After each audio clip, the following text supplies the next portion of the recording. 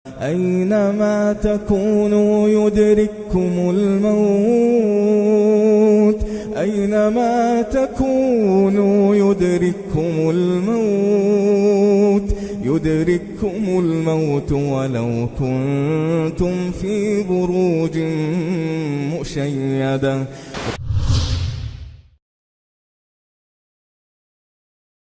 Bismillahirrahmanirrahim. Sebelum kita melepaskan bajunya, terlebih dahulu kita letakkan sehelai kain antara lutut dengan pusarnya, merupakan aurat besarnya, yang mana jumhur ulama kan berpendapat aurat dari pusar dengan paha, walaupun ada khilaf dan masalah itu ya. Begini, setelah itu baru kita mulai membuka apakah harus digunting pakaian sesuai dengan kondisi mayat. Setelah itu, maka yang masuk kepada pemandian kata para ulama hanya yang memandikan dan orang yang dibutuhkan oleh dia saja, yang mereka amanah.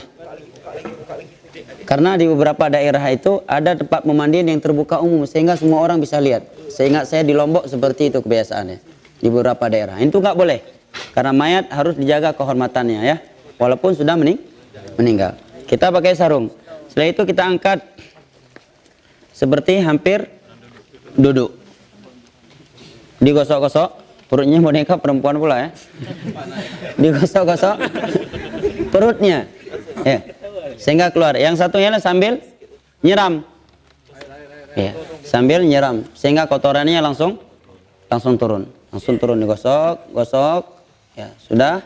Kemudian mohon maaf kemaluannya sambil ditutup, nggak boleh dilihat ya, sambil tertutup dengan menggunakan sehelai kain ya. Karena hukum asal tidak boleh menyentuh aurat seorang muslim walaupun dia sudah mati, harus dimuliakan. Kira-kira sudah bersih, maka setelah itu dan dipastikan tidak ada lagi kotoran yang akan keluar, maka apa yang dilakukan tadi? Diwudukkan. Mana airnya? Ini perlu disiram langsung nggak? Siram aja ya, biar jelas ya. Baik. Sekarang saya gosok-gosok. Nah, siram yang lain, siram. Ya. Baik, ya. Antum angkat ini mayatnya ya. Baik, ya. Ikan sambil saya gosok-gosok, kotorannya otomatis keluar. Ya, rata-rata tempat pemandian kan dia lebih tinggi bagian kepalanya. Angkat coba ini. Silakan. Ya. Langsung saya atau ganjalan gitu. Saya ambil gosok, saya siram terus. Ya, saya siram. Ya. Baik. Ya. Kira-kira sudah nggak ada lagi kotoran yang akan keluar. Kemudian kita gosok-gosok kemaluannya sambil kita siram. Ya. Hah? Dubur juga? Belum. Ya. Ya. Setelah itu baru bagian dubur. Ya, dubur tanpa melihat auratnya ya, dengan menggunakan sarung tangan. Ya. Iya, dibalik nampak nanti. Iya, diangkat saja. Ya. Nah, kan disiram dari bawah airnya. Baik. Udah, kira-kira sudah dipastikan kotoran yang nggak ada lagi, maka setelah itu baru diwudukkan. Kita buka sarung tangan kita karena tadi yang kotor, kita wudukkan seperti wuduk salat. Apa? Ada diniatkan untuk wuduk. Ya tadi kita udah bismillah dan niat kita memang pemandian jenazah tanpa diucapkan karena niat adalah amalan hati. Baik. Di tangan 3 kali kan? 3 kali kan sunnah. 3 kali. Baik juga nih mayat nggak lawan-lawan. Ya. Baik. Kan mulutnya sudah nggak mungkin berkumur-kumur, maka kata ulama diambil kain basah, dibersihkan giginya, hidungnya. Kok biru nih giginya?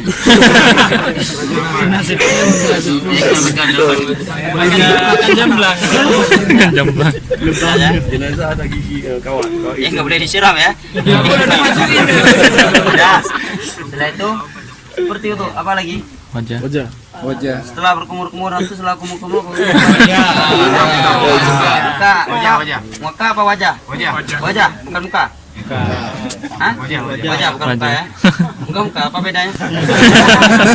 Ya. 3 kali. Sunnahnya kan, wajibnya kan sekali ya. Kenapa? Sekali ambil langsung gini-gini dulu. Ini kan di situ pentingnya aneh jazakallah khair. Imam Nawawi menyebutkan bahwa dihitung sekali dalam berwudu adalah dengan al-isti'ad. sempurna anggota tubuh tersebut. Misalkan begini nih. Baik. Ini belum kena tadi kan? Saya sekali lagi ini. Ini dihitung sekali bukan 2 kali. Dihitung sekali dengan sempurna. Sudah sempurna. Nah, baru dihitung sekali, ini udah 2 kali. Tapi kalau terkadang kan ada orang jual cuci kaki begini. Sekali di ujung ini, sekali di sini, sekali di sini, dia kira 3 kali. Jelas ya? Nah, kata Imam Nawawi sekali itu bil isti'ab. Seluruh anggota wudhu tersebut telah basah. Itu baru dihitung sekali. Bukan dengan berapa kali dia menyiram. Jelas ya? Jelas. Baik. Setelah itu kita wudhukan. Nah, kalau yang berjenggot di celah-celah gitu juga nggak salah? Ya, jenggot di celah-celah itu masuk dalam pembahasan wudhu. Ketika bagi orang yang berjenggot, kalau jenggotnya lebat. Baik. Dan apakah kukunya dipotong? Sebagian ulama berpendapat tidak dipotong, bahkan ada yang menganggapnya beda. Mungkin juga rambut ketiaknya ya. Adapun kumis maka dicukur karena itu yang gampang. Adapun jenggot jangan dicukur. Kalau di giginya itu ada gigi palsu atau gigi Tidak ada. Wajib walaupun ada ya gigi yang emas atau perak. Nah, karena khawatir masuk ke dalam basah bagian. Kena keumuman hadis Nabi kasru aqmil mayyit ka kasri hayya. Mematahkan tulang mayat itu sama hukumnya seperti mematahkan tulang dia ketika masih hidup. dibiarkan. Emasnya enggak. Ya kalau emasnya bisa menyebabkan patah tulang dan emasnya terlalu besar, ya lebih baik. Khawatir kena hadis tadi, kecuali emasnya besar menjadi warisan cukup untuk beli inovasi.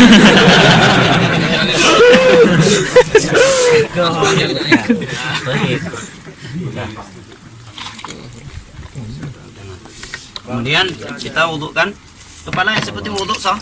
Mulai dari depan, fa aqbala bihima marratan wahidah, kata sahabat Abdullah bin Zaid al-Mazini kan, dengan 2 dan 3 selesai. Setelah itu kan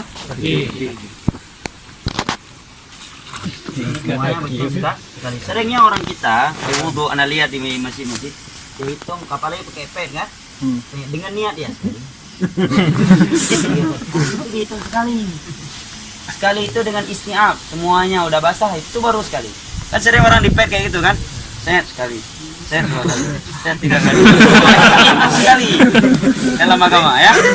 Katakan setnya itu dari anak. Jelas ya?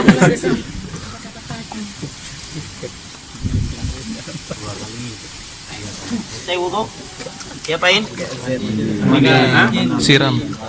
Dimandiin, silakan lurus, menyuruh sebanyak 3 kah? 3 kali. 3 kali. 3 kali. Mungkin kata Syekh Bin dalam Ahkamul Janaiz. Setelah itu disiram sebanyak berapa kali? 3. Fa'afadha 'ala ra'sihi 3 kali. Ini enggak perlu kanan kepala kan? Setelah itu baru kita Mandi. mandikan. Ini air sudah bercampur air daun bidara atau sabun? Saya bidara ya, sidir bahasa Arabnya. Kita mandikan. Terwayu. Patungnya nggak jelas pula diambil. Ada pula.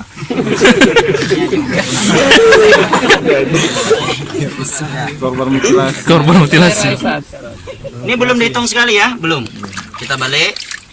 Bantu kan nggak mungkin anda mandikan sendiri.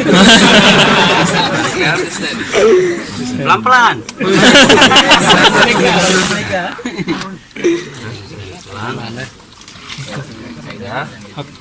Maka ini udah dihitung berapa? Sekali. Kiri kanan baru dihitung. Sekali.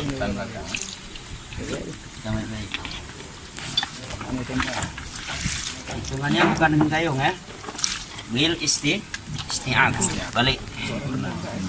Pelan-pelan, lumayan nih.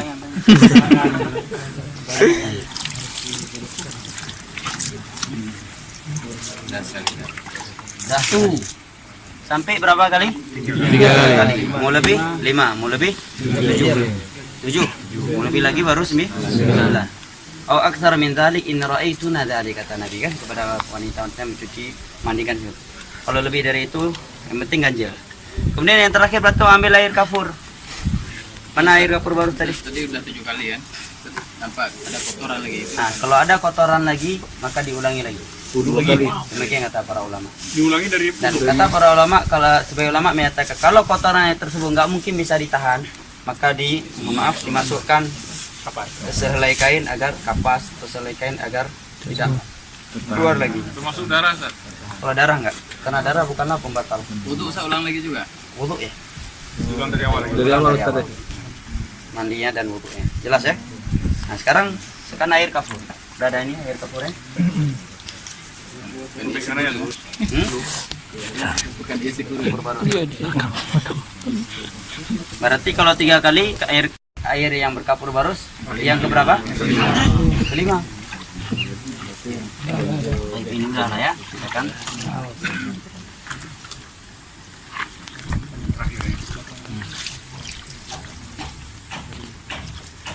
Tahu ini apa filosofnya Dokter Wahyu ngambil patung yang perempuan nih?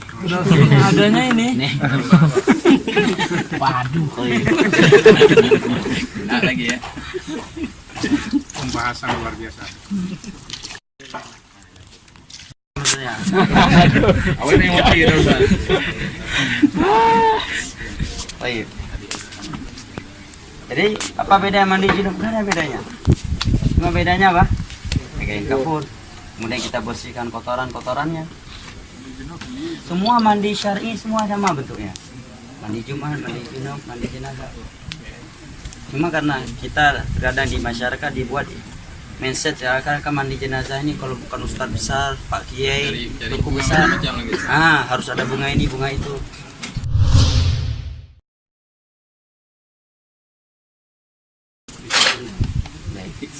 Sudah kain kafannya? Atau ada tempat lain untuk kita taruh kafan misalnya? Di dalam Oh, sini aja. Sini aja. Sini aja langsung. Baik. Berarti ini angkat dulu. Kapan? Meja yang balik.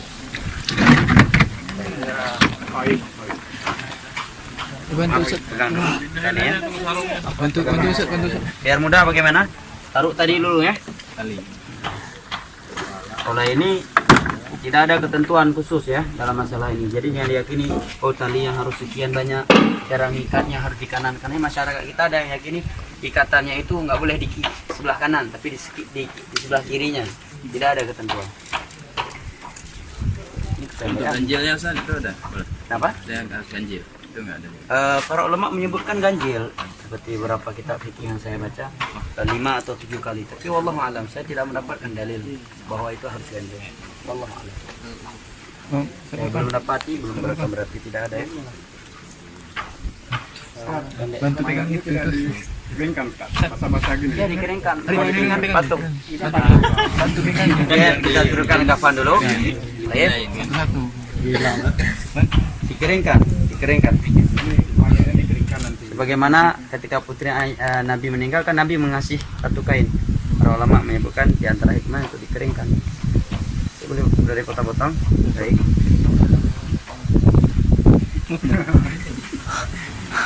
Ini talinya terlalu pendek ya. Kita sambung. Oh, ada banyak. Baik. Wah. Berarti lumayan ya. 3, Ustaz. 3. Bukan kain hitam ya. Masya Allah. Ini tadi udah dikeringkan. Tutup semua Ustaz, nggak bisa ditempel gini Ustaz. Apa itu? Nggak ditindih kainnya, bisa dipeninggalkan gitu. Tutup semua insyaallah. Kalau gini kan nggak tutup semua kan. Enggak, kalau di begitu kan nanti mudah lepas. Yang jelas kafan untuk menutupi seluruh mayat, tidak ada ketentuan. Rata-rata kafan ini ukuran normal. Yang selama ini anak yang pernah anak mengkafarkan, anak melahirkan langsung begini, tidak dibesar-besarkan. Allah Allah. Baik, ini tadi udah dikeringkan, kainnya udah diganti ya, udah diganti. Baik, kita udah ganti kain kering, ini buka dulu, nampak aurat. Ini udah nggak ada pakaian tentunya kan? Ini kain kafan dianjurkan memberikan banyak minyak wangi. Ya, ada beberapa asar dari para sahabat Nabi agar meletakkan kapas yang telah diberi wangian di anggota sujud. Tapi Syekh Albani menyebut Kayaknya nak bagian duduk semua dari ya, bid'ah duduk semua. memasukkan kapas yang sudah diberi wangian ke duburnya, di mata dan hidungnya. itu tidak ada dalil. Ya, dalam satu iya ini. Jelas ya. Tapi pada anggota wudu, anggota sujud itu ada athar dari beberapa sahabat tadi. Dan secara umum adalah memperbanyak minyak wangi. Bahkan sebagai ulama menyatakan andai kata seluruh kain kafan diberikan wangian maka tidak mengapa. Jelas? Baik, sebenarnya ulama menyebutkan juga agar di bagian kemaluannya ini diletakkan kapas yang berbentuk seperti sirwal. Ya, apa hikmahnya? Kapas yang berbentuk celana yang telah diberikan wangian agar tidak mudah nampak kemaluannya dan tidak berbentuk ketika dilipat. Walaupun secara dalil tidak ada ketentuan yang seperti itu. Jelas ya? Kan dan saya kira rata-rata di masyarakat kita juga begitu. Saya lihat kemarin ketika sepupu saya di kapas, terus ini dibentukkan seperti celana yang tidak bersambung kan? Di bawahnya juga demikian. Di antara hikmahnya yaitu kemaluannya tidak nampak nantinya. Kemudian kotoran pun kalau andai kata keluar pas ini tertahan dengan itu, tidak menembus kafan. Maka dilipat.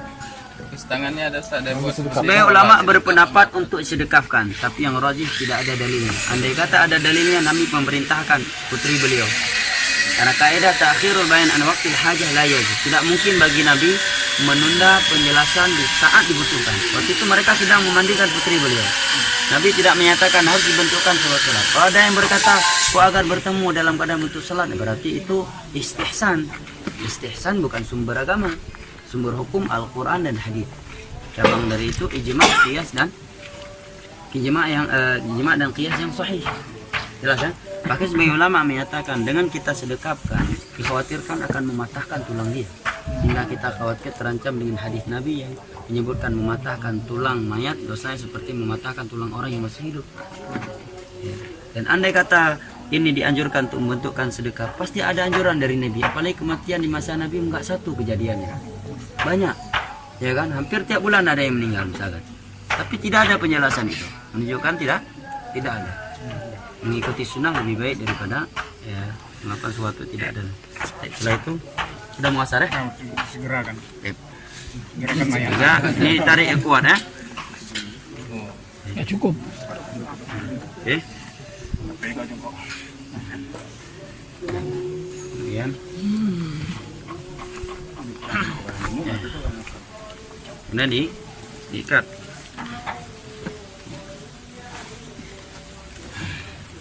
Ya, ikatnya nggak mesti harus di kanan atau di kiri. Sebagai masyarakat kita ada mitos, harus di sini, nggak boleh di kanan, nggak boleh di kiri. Yang jelas agar mayat tidak terlepas, itu saja.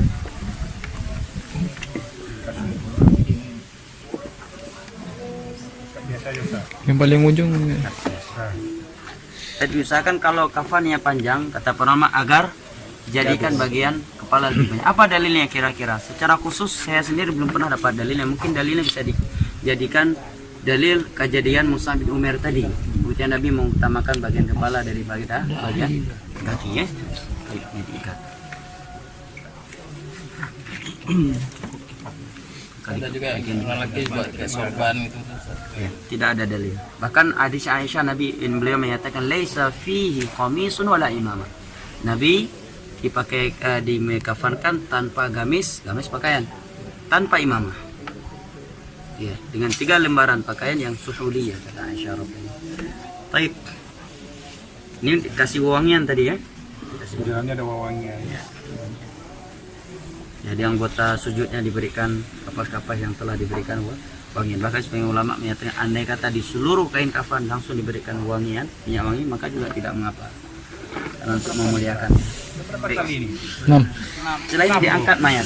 Dan mengangkat mayat tidak ada harus dengan tandu khusus. Intinya yang memudahkan.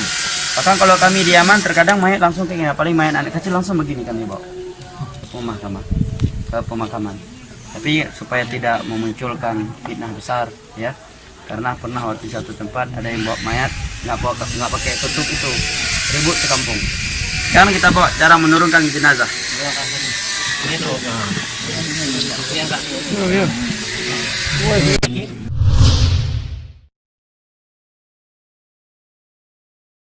Sana ada orang turun berapa orang? Duduk dari kaki kuburan. Bismillah wa ala millati Rasulillah sallallahu alaihi wasallam. Terserah mau jongkok berdiri. Baik. Kebalik itu enggak? Kebalik itu enggak? Mayatnya dihadapkan ke arah kiblat. Kebalik itu enggak? Diarahkan Kepalanya. ke kiblat. Itu kiblatnya.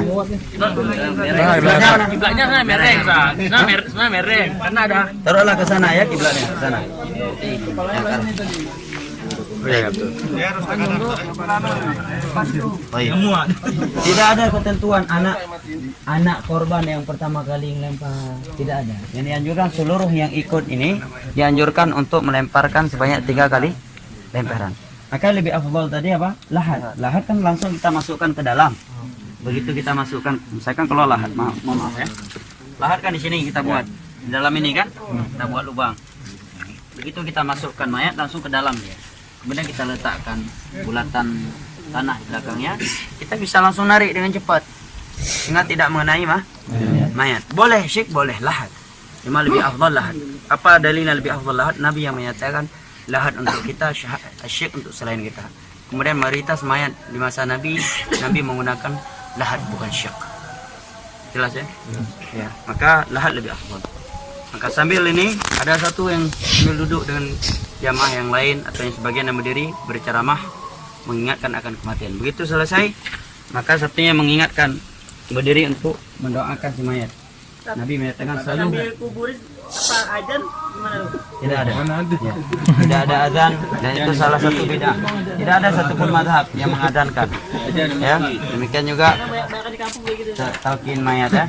Karena sekarang secara logika dia sekarang udah masuk ke alam barzakh, alam pembalasan. Berarti kalau kita mentalkinkan dia, kemudian dia menjawab, berarti masih ada kesempatan untuk beramal dong. Lalu apa maknanya orang kalau udah mati putus sudah kesempatan untuk beramal? Kalau kita ada manfaat talqin, nanti kalau datang ditanya jawab begini, begitu. Kalau sempat dia jawab, oh ya, langsung lagi. Yang talqin pun hilang dia, ya kan? Berarti timbul pertanyaan, berarti bermanfaat dong. Berarti ada kesempatan untuk bertobat setelah kematian. Padahal Nabi menyatakan kalau mayat ruh sudah sampai ke rongkongan, pintu tobat sudah tertutup. Berarti bertentangan dengan mana hadis tersebut. Lebih dari itu Nabi tidak pernah mentalkin anaknya meninggal, Ibrahim, cucunya, putrinya, para sahabat yang lain, demikian juga para tabi'in. Di sana ada yang beralasan membaca Al-Quran di atas kuburan, yaitu perbuatan Amr bin As. Riwayat Imam Muslim.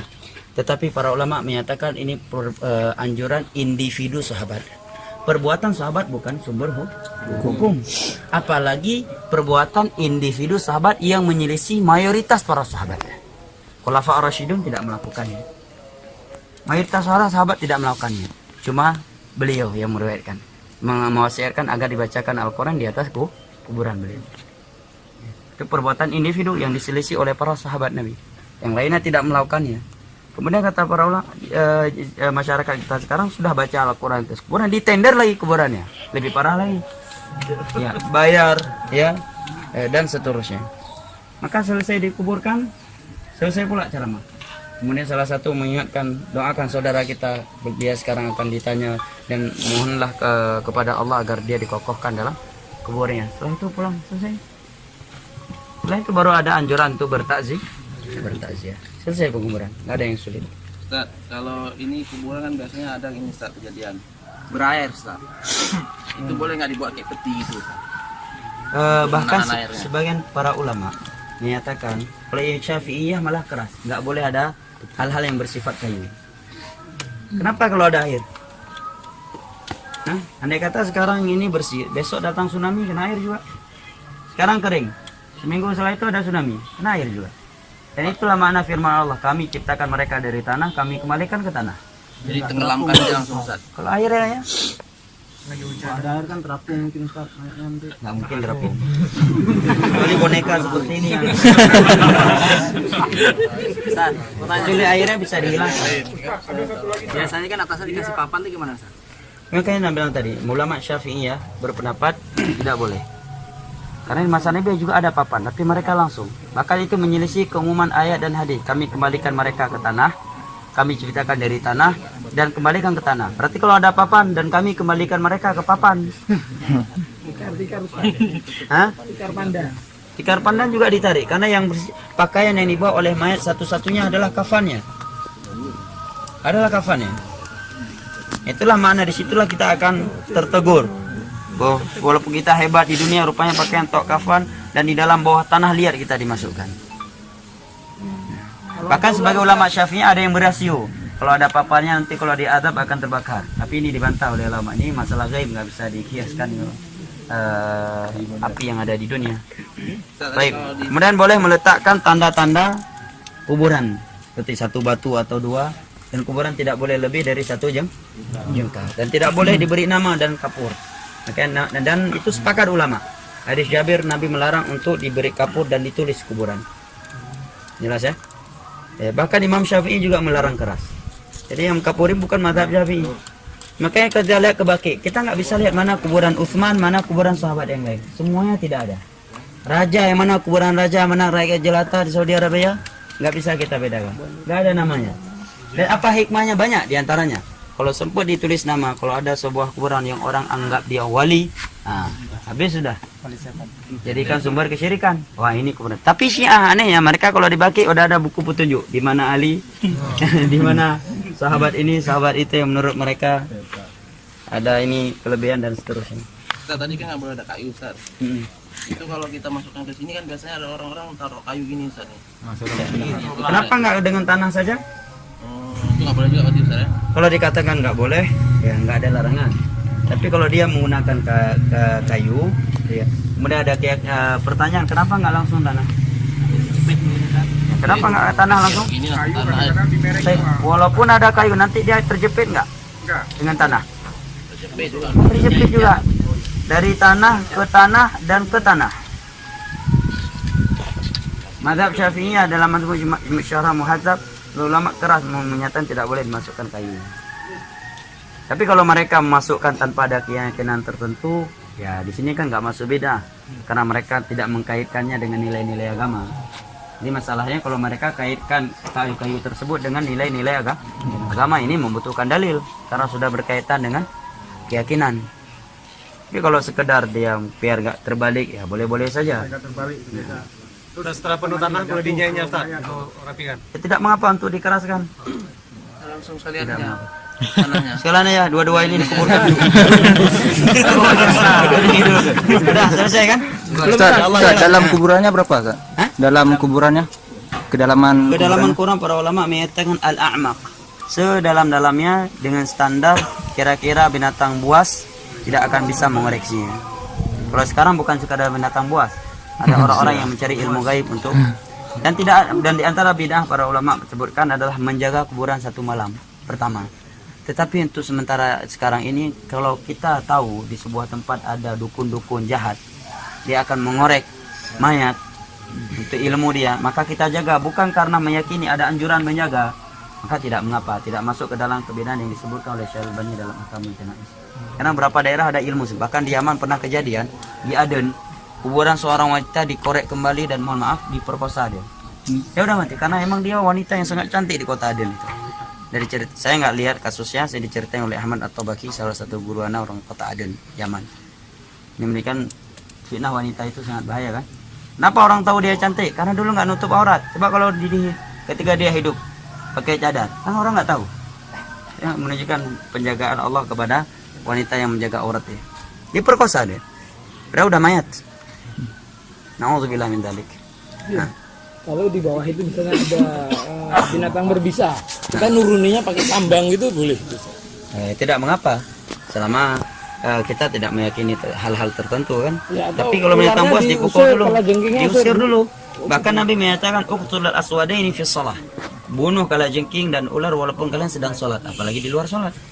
Dalam sholat disuruh bunuh mana? Walaupun kata Imam Syafi'i ketika kita ingin mengambil kayu membunuh ular, kita sudah menghadap ke saling kiblat, kita nggak perlu membatalkan sholat. Tetap saja kita lanjutkan sholat tersebut. Mana kiblatnya? Kenapa? Kalau dengan menurunkan tali itu apa talinya? Kadang-kadang ada kejadian talinya juga dikuburkan, Ustaz. Ya kalau mereka kuburkan karena memang sulit untuk ditarik lagi, bukan karena ada keyakinan tertentu, ya nggak masalah. Bid'ah itu kan dia melakukan sesuatu yang baru, menyamai perbuatan agama dengan niat dia beribadah dengan itu.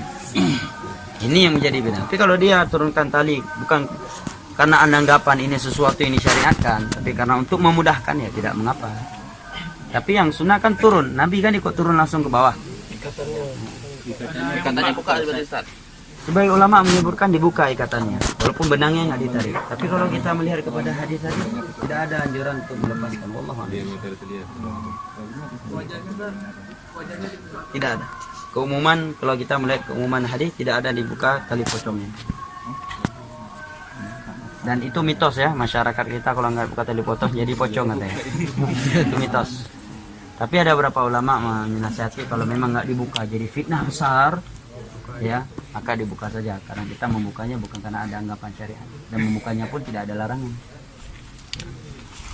Nah, tadi kan ada apa? Misalnya kita ke Baki kan nggak ada papan nama gitu Ustaz ya. Berarti kita nggak disunahkan untuk ziarah kubur khusus untuk kubur misalnya orang tua kita gitu. Enggak, bukan begitu pemahamannya. Kita kan bisa tahu di mana kuburan orang tua kita. Nabi menziarahi kuburan. Nabi juga diizinkan untuk menziarahi kuburan orang tuanya, tapi dilarang untuk meminta ampunan kepada kedua orang tuanya. Beliau kan tahu. Kirim doa nggak sampai itu? Hah? Kirim doa nggak sampai? Karena sampai. Kalau enggak ada apa maknanya firman Allah Rabbighfirlah warhamhuma kama rabbayani shaghira. Apa maknanya kita sholat jenazah kalau enggak sampai doa untuk orang meninggal? Ini kali oleh ulama doa-doa yang dengan cara-cara bid'ah, berkumpul di hari-hari tertentu, di malam-malam tertentu khusus dikirim. Ini kali oleh ulama. Sama dia. Ya, dan semisal dengan yang lain. Ustaz, biasa kan kuburan zaman sekarang kan ada dibangun kayak keramik di atas kuburan itu kan. Itu apa boleh Ustaz? Tidak boleh, akhi. Nabi memerintahkan Ali bin Abi Thalib menyatakan Allah tada'a timsalan illa sawaita wala qabran musyrifan illa sawaita. Wahai Ali, kalau kamu dapatkan patung yang Rasulullah hancurkan. Yang kalau engkau mendapatkan kuburan yang ditinggikan, ratakan. Yang tidak boleh lebih dari 1 jengkal. Ya, itu bukan bentuk kita memuliakan dia. Merendahkan dia, bahkan itu bentuk memuliakan dia. Karena apa manfaatnya kita buang keramik? Habis 10 juta, mending 10 juta kita sedekahkan untuk yatim dengan niat orang tua kita. Sampai pahala ke dia. Jengkal itu maksudnya tanah doang Jengkal, ya tanah, tumpukan tanah. Kalau misalnya yang ditinggikan Ustaz? Turuk pohon sebagian Syekh Albani menyebutkan itu salah satu bid'ah. Pertanyaan yang bagus. Pohon-pohon hijau. Ya. Ada yang meyakini supaya nggak diadab, mengkiaskan kepada perbuatan Nabi kepada 2 kuburan yang sedang diadab pelakunya. Nabi meletakkan pelepah kurma yang basah. Kata Nabi, la'allahuma yukhaffafu la'allahu yukhaffafu anhuma ma lam yabasa.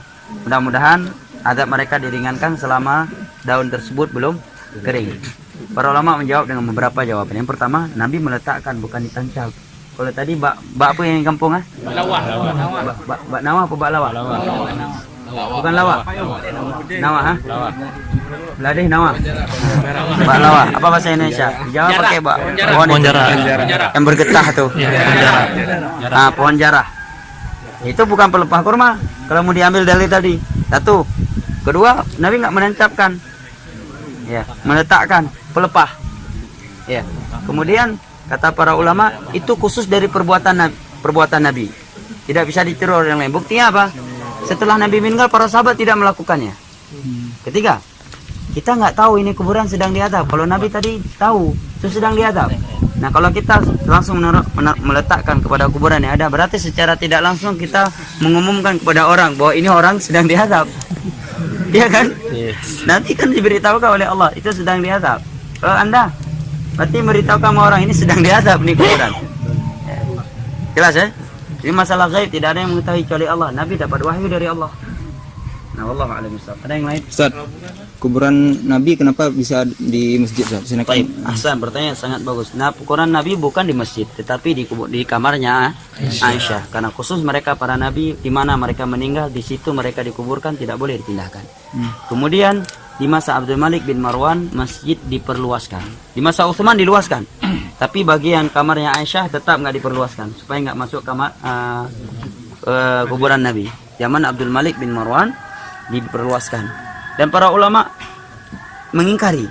Tapi mereka tidak bisa mengingkari dengan keras karena unsur pedang di leher supaya tidak terjadi pertumpahan darah yang lebih besar. Tetapi setelah dimasukkan mereka buat tembok yang bersegi 3 sehingga orang tidak bisa menghadap ke situ. Sampai sekarang Masjid Nabi orang nggak bisa menghadap ke kuburan Nabi. Ya sudah ditembok sangat besar segitiga yang dia tidak bisa menghadap ke situ.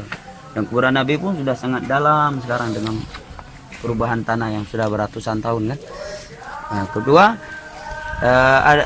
jangan jadikan dalil, berarti kalau demikian sekarang kalau ada masjid ada di dalamnya kuburan, yang sebelumnya kuburan itu tidak ada di dalam masjid kemudian diperluaskan sehingga dia masuk ke dalam masjid, berarti boleh dong sholat di situ seperti kuburannya Nabi? Kita jawab nggak bisa dikiaskan. Pertama, Masjid Nabawi punya nilai khusus, kuburan Nabi punya nilai khusus. Adapun di selain itu, maka mana yang lebih terakhir itu dihancurkan. Kalau masjid yang terakhir datang masjid dirobohkan kemudian dibiarkan kuburan, tapi kalau kuburan yang terakhir maka kuburan yang dipindahkan, masjid dibiarkan. Kenapa? Tabur bunga tasyabuh dengan orang-orang kafir.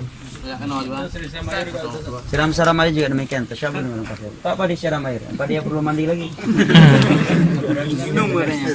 Biar enggak disiksa. Insyaallah. Ya, bagi selesai ini berdoanya menghadap kiblat semua nggak? tidak ada anjuran. Kalau orang yang salah, Hah? kalau ada orang yang salah. Nah, ahsan, masya Allah. Bagi datang. Terakhir, bagi orang-orang yang tidak dapat salat tadi, boleh datang salat tapi nggak berdiri di atas kuburan, di sampingnya, ya salat. Karena nggak ada ruku dan sujud di situ. Yang pertama. Kedua, ada dalil yang Nabi melakukan yang ketika ada seorang wanita yang hitam pekat meninggal tidak diberitahukan kepada Nabi, kemudian Nabi menanyakan di mana kuburannya. Hadis riwayat Imam Muslim dari Abu Hurairah. Salat di kuburannya. Boleh juga Anda berjamaah. Ya, jelas ya. Berapa kali sujud sholat jenazah di kuburan? Nah, tidak ada sujud ya. Barakallahu fiik. Saya kira sampai di sini ya. Allahu a'lam bishawab.